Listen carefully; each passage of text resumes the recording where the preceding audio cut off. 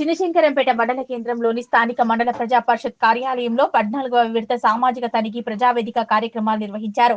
మండలంలోని 349 పనులకు 8,39,45,550కి సంబంధించిన రికార్డులను తనిఖీ చేశారు. గ్రామాల్లో చేపట్టిన పనులకు సంబంధించిన సామాజిక తనిఖీ బృందం పనులను పరిశీలించి రికార్డులను సేకరించి అధికారులకు చదివి వినిపించారు.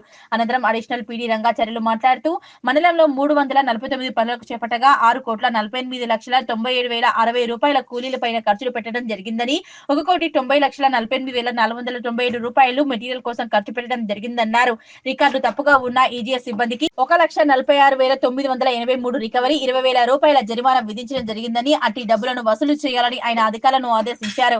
ఈ కార్యక్రమంలో additional PD Rangacharyulu, social audit అధికారి Sampath, HR manager Rajender Reddy, social audit SRP Ravi, MPTO Damodar, ఏపీఓలు వెంకటసాయి, రాజ్ కుమార్ తో పాటు పంచాయతీ కార్యదర్శులు, ఫీల్డ్ అసిస్టెంట్లు, టెక్నికల్ అసిస్టెంట్లు పాల్గొన్నారు. నిర్వహించడం జరిగింది. దాంట్లో ఈజీఎస్ కింద 349 వర్కులు 8,38,00,000, తర్వాత పిఆర్ కింద 35 వర్కులు 3,66,00,000, తర్వాత ఫారెస్ట్ కింద 4 వర్కులు 15,32,000. ఈ మొత్తం పనులు చేపట్టి దాంట్లో భాగంగా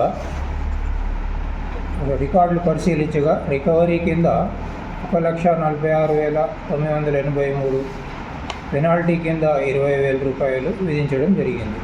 మనకి రికార్డు ప్రతి పొజిషన్ ప్రకారం చూసుకొని ఎప్పటికప్పుడు అప్డేట్ చేసుకోవాలని, డబుల్ జాబ్ కార్డులు ఉన్నాయని ఇమీడియట్గా పాయింట్అవుట్ తీసేయాలని సూచించడం జరిగింది.